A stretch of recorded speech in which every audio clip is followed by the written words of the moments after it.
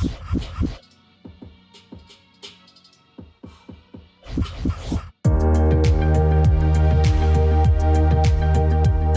right, Billy Dees right here. Welcome to the podcast. I'm absolutely thrilled that you are here.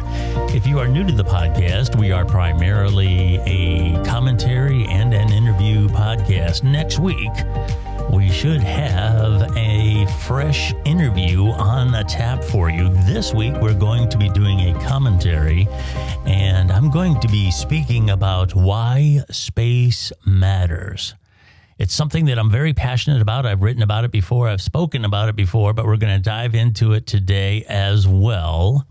And also on this episode, this is audio only. We're doing this one old-fashioned radio style. I do believe that the live video podcasts do get an audience for sure, but our roots have always been in professional audio. And why that's important to me, I believe that speaking passionately is an art form. And when you're doing professional audio, you have a professional microphone right in front of your face, and your voice goes directly into someone's ear, and you can't rely on facial expressions. You can't rely on cutesy little graphics on the screen. You can't rely on hand gestures. You have to put your meaning and your passion into your words and use the best vocabulary that you can. And I'm very passionate about that being an art form, and I want to make sure that we maintain that right here on the Billy Dees podcast. Moving into why space matters. I know a lot of you may say, why do we need to spend money on space?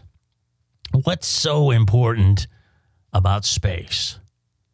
And I'll tell you what I'm going to do. I am going to start with the words of John F. Kennedy right here. There is no strife, no prejudice, no national conflict in outer space as yet. Its hazards are hostile to us all. Its conquest deserves the best of all mankind, and its opportunity for peaceful cooperation may never come again. But why, some say, the moon? Why choose this as our goal? And they may well ask, why climb the highest mountain? Why, 35 years ago, fly the Atlantic? We choose to go to the moon in this decade and do the other things, not because they are easy, but because they are hard. Because that goal will serve to organize and measure the best of our energies and skills. Because that challenge is one that we're willing to accept, one we are unwilling to postpone, and one we intend to win, and the others too. Those quotes are from the famous speech that President Kennedy gave, which set the goal of putting a man on the moon during the 1960s. The space program at that time had the backdrop of the Cold War. Space interests in regard to national security and intelligence continue to be serious issues of today. I can't stress that enough.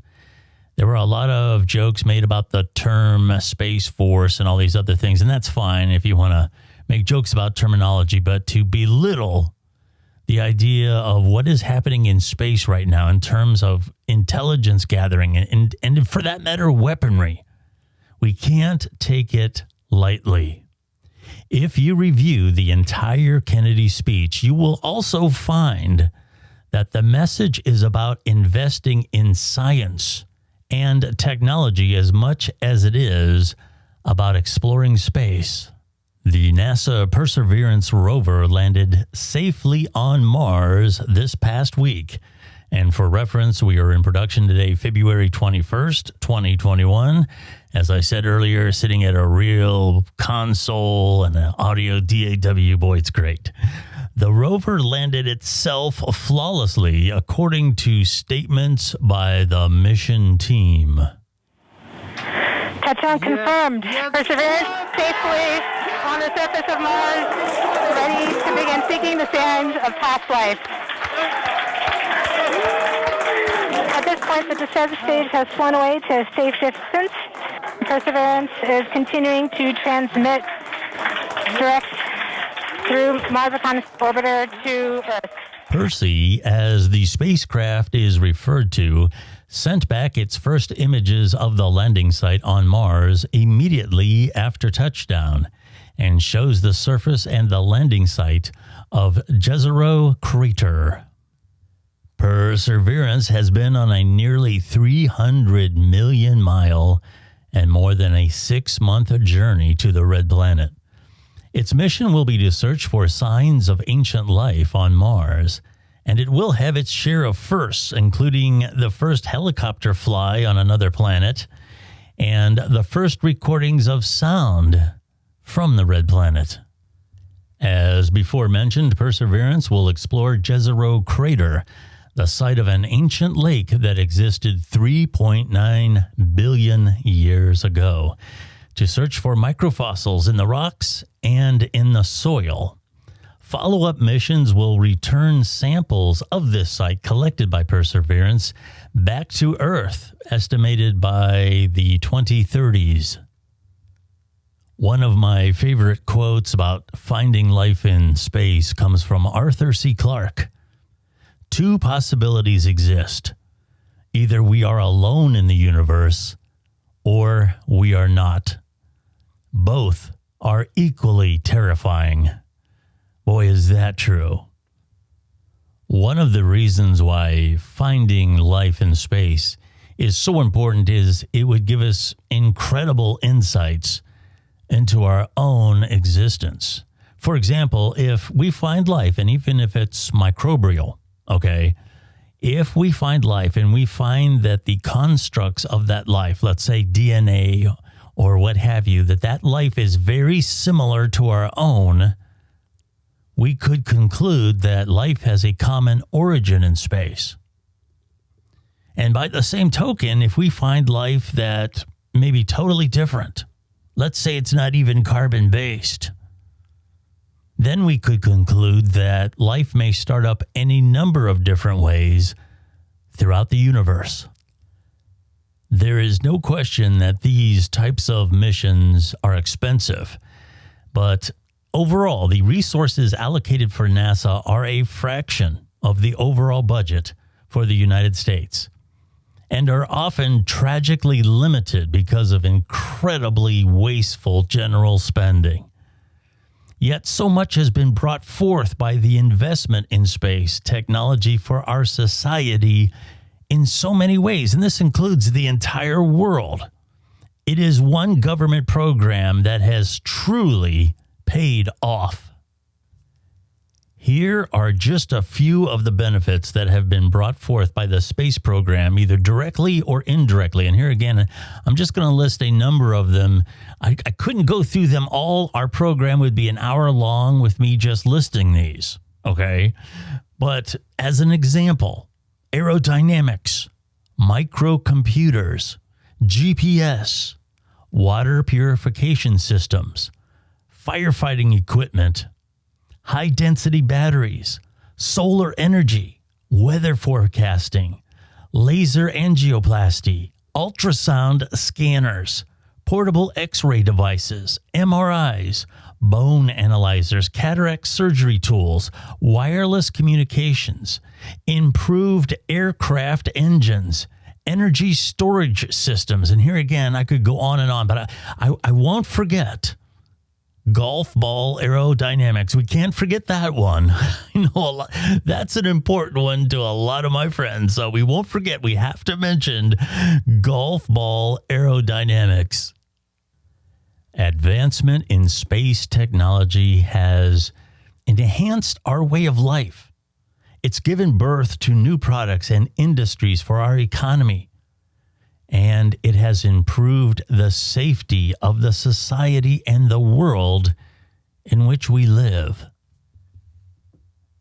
It is of no small consideration for me that historically all of this progress has been under the umbrella of American leadership for the entire world. Although I am very glad that the world community has an interest in developing space technology, I do find it disconcerting that lately America seems perfectly content to go along for the ride. It is a common cliche reflecting the simplicity of any particular subject to you that you might say, it's not rocket science. Well, as America's math and science scores continue to lag behind large percentages of other countries, it seems as though we prefer things not to be rocket science. The United States can barely raise a modicum of enthusiasm for serious space exploration. NASA's ability to achieve new space exploration milestones may very well be limping along because of the government's disagreements about the agency's priorities. This is all a shame because other countries seem to be picking up the ball. During a classic piece of news footage from the 1960s, a reporter walked up to a woman in France and asked her, How do you feel about men walking on the moon? And her answer was something like, I knew the Americans could do it. What exactly does the world know about us now? What is our brand? To be fair, there has been renewed American enthusiasm for a mission to Mars. And I hope it continues and gets even stronger. The next big step for mankind, back to the moon and beyond, might very well come from private enterprise as well, such as Elon Musk's SpaceX. It has been my opinion for a very long time that many of the social ills that we have in our society, and indeed around the world, are largely because of a lack of education and appreciation for the sciences. None of us are composed of a better set of elements than anyone else. We are all stardust, and life is incredibly short. If we are lucky, among the billions of orbits that the Earth has taken around the sun, only 80 or 90 some odd trips around the sun is what we all get on our own life journey. The fragile biology of our bodies is supported by the same air, water, and nutrients that every living thing which has ever existed on Earth has thrived upon. Napoleon, Cleopatra, and even Tyrannosaurus Rex walked under the same sun and sky as we do. There haven't been any new shipments of natural resources to the Earth. We rely heavily on the environment's natural processes of decay and renewal, a system that we are rapidly beginning to outpace. Maybe it could be, just maybe it could be, that the more that we know about our earthly home and how it relates to the incredible oneness that we all share, the more likely it will be that we will make the world a more harmonious place for all of us to share. For my money, when you consider the benefits of the space program concerning our shared humanity, technology, medicine, and the list goes on, the investment is worth every dime. Explorers have shaped and mapped our world. However, our world does not end at the top of our atmosphere. The planet on which we live is a product of a vast universe with endless possibilities. Our exploration into our existence is just beginning. All right, well, that is this commentary episode of the Billy Dees podcast. I certainly hope you enjoyed it. Just a reminder, you can find the Billy Dees podcast pretty much anywhere podcasts are found, including Apple Podcasts and Spotify. If you have something to say to the Billy Dees podcast, you can certainly do that via social media. We are real easy to find on Twitter, at Billy Dees on Twitter. Billy Dees Podcast is also on Facebook and YouTube. And of course, you can leave a comment there. That is going to do it for this week's episode. Next week, I will most likely have an interview or I will have a co-host next week. Until then, have a great day, have a fabulous week, and stay safe. I'm Billy Dees.